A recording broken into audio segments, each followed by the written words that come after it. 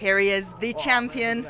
Fifth title defence. Congratulations, Alex. I mean, how does that rank amongst your victories of late and other title defences? I mean, it's hard to say. I'll be honest with you, it was a crazy camp because I've been saying this in the featherweight division that I don't think there's anyone that can beat me. Everyone has a puncher's chance, so that anyone can catch me. And I feel like Yair's got the best chance of catching me because he's so unpredictable and things like that. So there was a bit of fear there.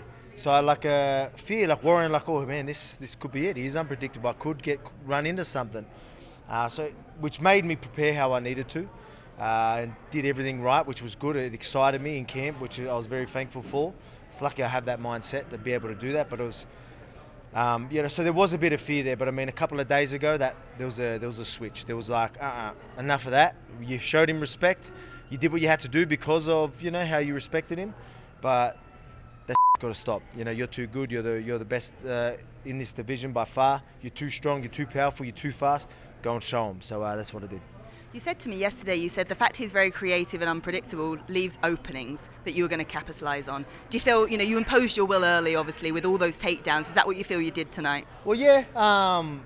He didn't get too much out of position, but that was because of my doing. So he's usually he's still through some things. We knew that I wouldn't be able to take everything away from him, but I knew I could take a lot of his main tools, main effective tools. He's, he's got to, when he's going there, he's going to have... when he's doing his thing, he's going to have some things that he likes to do. He's going to have a direction. I wanted to change that direction. I wanted to make it hard for him. I wanted him to have to start using more of that creativity, which was always going to be there. But now I took away a lot of his main tools, and now we had to rely on the quick thinking, and which is still really good and he's really dangerous there. But at the same time, I took away a lot of his main tools that usually a lot of people struggle with. But I took a lot of them away, and even though he still flicked stuff, we knew that would happen. I was still seeing everything that come at me, and I capitalised on the opportunities over there.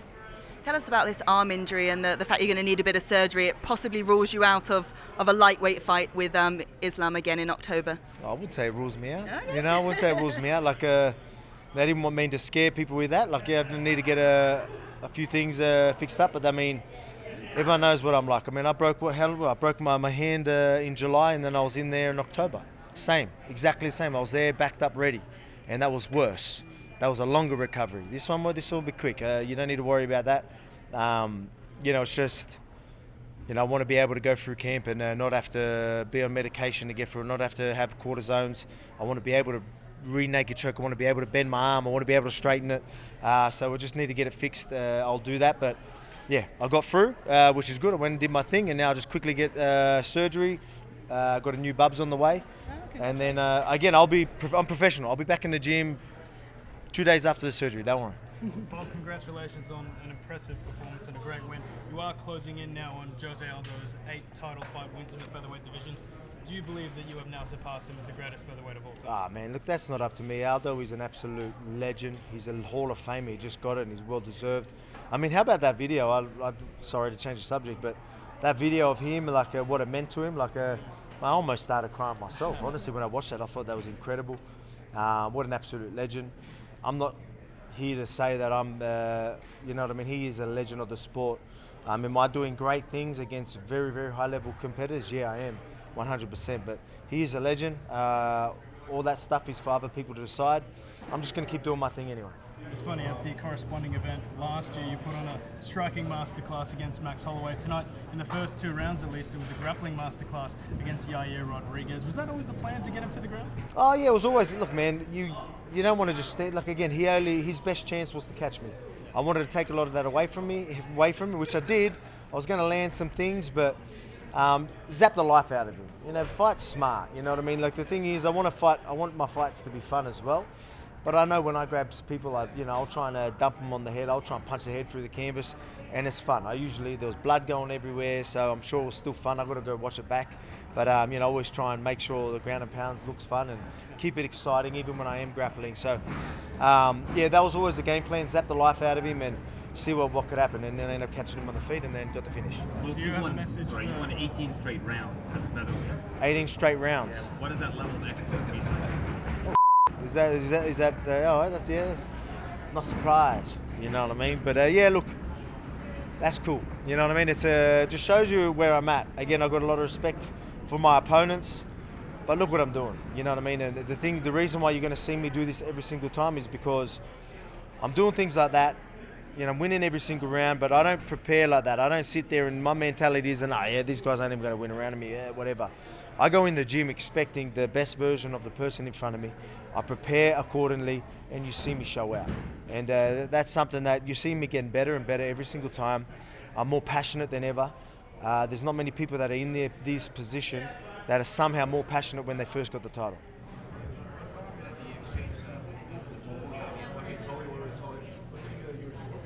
No, I said that to him. I just like, everyone's taller than me, everyone's much bigger than me. He was like my height. So I was like, oh, no, man, I thought you'd be bigger. Just I wanted to have the face. I actually called for it. I said, look, getting me, I want to have the face off, a bit of fun. Because again, it's exciting for me. You know, a lot of people are like, oh yeah, thinking I'm just going to move up and not worry about the featherweight division. I'm not lying. I'm going to keep this busy. I'll keep both busy. That's you know, whether the UFC think that's next, I want to hype it up. I want to start playing with that, you know, and I wanted to see him. I know he thinks he's the man, but I'll show him he's not. We just spoke to Ilya back here, actually, and he did turn around and say, which we don't agree with, he said it was a boring fight and he feels he's better than you everywhere. What do you say to that? I say I'll absolutely smash that bloke, and can't wait to do it. Volk, do you have a message for all the Aussie fans watching back home on Fox Sports? Appreciate the support. It's always incredible. The support was awesome in here. You know, I'm starting to get a bit more of a support. I know there was a lot of Mexicans here, but I still, they're all respectful and were good to me. But you know, it's always good knowing that everyone back home has got my back. Did you see Dan Hooker's fight? And I saw you actually cheering in the dressing room. But to see then that he said it was a bit of a scratch, but it actually seems like he snapped that bone in his arm. Yeah, man. Yeah, it's funny. Like here I am saying, no, this was a scratch, or this was which side is it? I don't even know. Yeah, like this is a scratch, but then he's like saying the same thing about a broken arm. So excuse my French, but that's just how it is, man. He's tough. I mean, sometimes we think, is this bloke psycho or what? Like, you know, to go out there and I can't talk. I guess I'd probably do the same thing, but I mean, there's not many of us that can go through that sort of stuff and just be able to be like, oh, I've got a job to do. Yeah, this is broken. I'll find a way around it. And it's pretty incredible to see something like that because I didn't even know. I had no idea. That just shows you how tough he is. You have your Lopez in the corner, so let me helping you the next month because he does talk a lot of Spanish, yeah? Okay, yeah, for sure. Yeah, so man, that excites me as well, right? I want exciting fighters that are going to be dangerous. The fact that for this one, you know, with Yair, like he is dangerous. So I wasn't lying, but I mean, I wanted everyone to know. I was like, mate, this guy is a danger. I know you've got me as a favourite, but do you know how dangerous this guy is? If anyone's going to catch me, it's probably this guy. Like, you know, so that's how I needed to hype the fight up. This guy's going to talk and I love that because it's so much easier to punch people in the face when they talk and I guarantee I'm going to punch him in the face a lot. Two more questions. Is your priority 155 pounds if you could choose? Yeah, whatever the timing is. Obviously, for me, I want to get straight back in there, but I'll do this, which is, again, don't worry. I mean, when I say that, everyone's thinking like, oh, it's 6 months. No, that's not how I roll. You'll see me in even before the end of the year. I want to get back in there, so I'll make sure I'm back in training. I'll be training the whole way through, so don't worry about that. We'll see what works.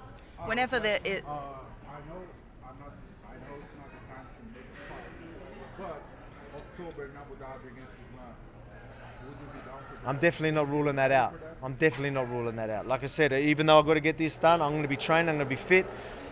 I can easily do that. I did it last year. I was there, I turned up with a broken hand, broken bone, and I was there ready to fight whoever. So to say that I wouldn't rock up there and do my thing, you know, that's foolish. This is a little, as Dan said about his brother, it's a scratch, mate. We'll be right. We'll be back in there. We'll see what we can do. Yeah, my last question then, when you do face Islam again, whether it is then or further down the line, what do you do differently, if anything, and what did you take from that first fight with him that you can put into your training camp for the next one? I mean, everyone can watch to see what I'll do differently, but it is going to be different. And, yeah, you'll see that... You see me having both belts around my shoulder, both shoulders, so that's all that matters. Again, I've got a lot of respect for Islam. He is a great fighter, very good. That's why I believe he's going to be champion for a while if I don't fight him. So that's why this fight needs to happen. It needs to be me. If you just want an entertaining fight, a nice close fight, it's going to be me because I'm going to take that belt off him.